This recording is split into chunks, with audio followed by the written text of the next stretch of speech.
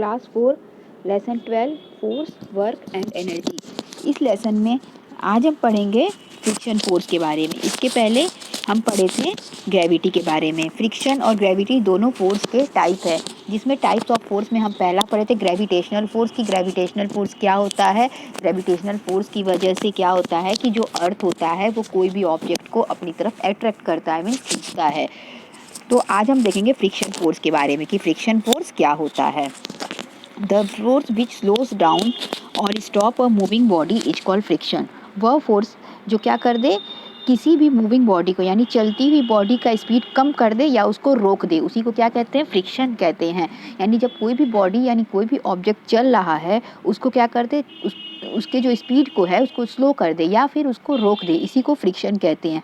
It is because of friction that we are able to walk on road without slipping और falling.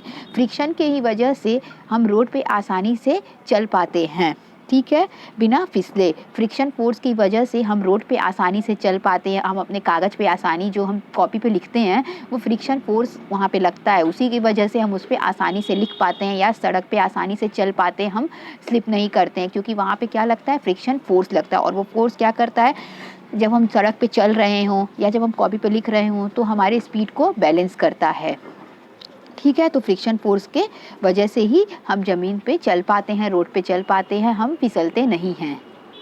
Muscular force. Muscular force जब आपके दिमाग में आ रहा होगा तो आपको मसल्स से रिलेटेड चीज़ें सुनाई दे रही होंगी। मस्कुलर फोर्स जो है वह क्या होता है, चलिए देखते हैं। The force exert by our muscles is known as muscular force. वह फोर्स जो हमारे मसल्स के द्वारा लगाया जाए, मीन्स हमारे मांसपेशियों के द्वारा लगाया जाए, उसको मस्कुलर फोर्स कहते हैं। Apart from these, there are some more types of force like magnetic force, mechanical force, etc. about which you will study in higher classes.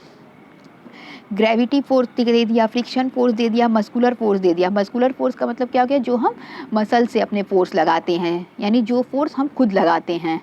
इसके अलावा भी कई सारे फोर्स होते हैं, जैसे मैग्नेटिक फोर्स, ठीक है, मैकेनिकल फोर्स जो मशीन में लगता है, मैग्नेटिक फोर्स जो जब चुंबक में भी क्या होता है? फोर्स लगता है, वो मैग्नेटिक फोर्स होता है। कुछ मशीनों में भी फोर्स लगते हैं, वो मैकेनिकल फोर्स होती हैं।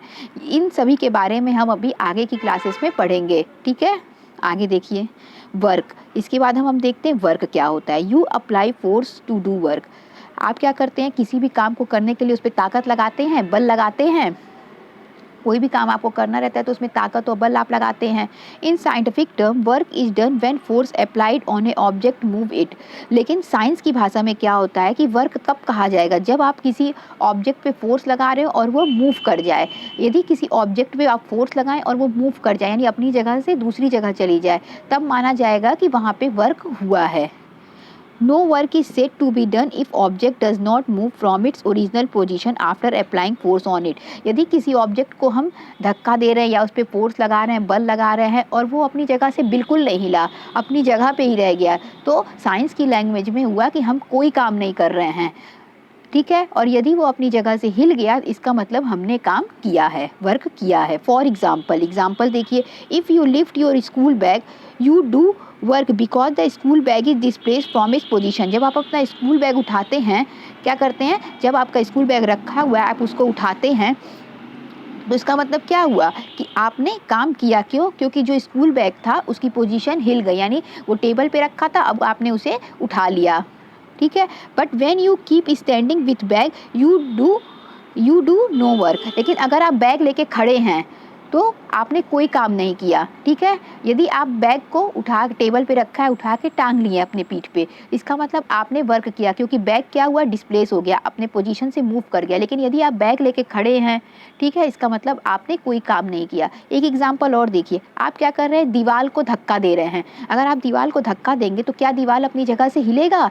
नहीं हिलेगा। लेकिन आप दीवार को धक्का दे रहे होंगे तो आप उस पर फोर्स लगा रहे होंगे, आपको थकान भी महसूस होगी बहुत देर तक धक्का देते देते। लेकिन साइंस की लैंग्वेज में आपने वहाँ पे कोई वर्क नहीं किया, आपका वर्क क्या हो जाएगा? वहाँ पे जीरो हो जाएगा। आप वहाँ पे कोई काम कर ही नहीं रहे हैं साइंस की लैंग्वेज में, क्योंकि दीवार जो है वो अपनी जगह से हिलेगा ही नहीं। जब वो अपनी जगह से हिलेगा नहीं तो साइंस की लैंग्वेज में ये हो जाएगा कि आपने कोई काम नहीं किया, ठीक है। तो वर्क क्या होता है, वर्क कब होना कहा जाता है, तो वर्क होना तब कहा जाएगा जब हम किसी ऑब्जेक्ट पे फोर्स लगाएं और वो अपनी जगह से हिल जाए, और यदि हम फोर्स लगाएं वो अपनी जगह से ना हिले तो कहा जाएगा कि कोई वर्क नहीं हुआ। तो वर्क आपको अच्छे से समझ में आ गया होगा। ओके, तो आज के लिए इतना ही। Thank you. नेक्स्ट क्लास में यानी नेक्स्ट वीडियो में हम मशीन से देखेंगे, रिलेटेड चीज़ें जानेंगे, मशीन क्या होता है। ठीक है, थैंक यू।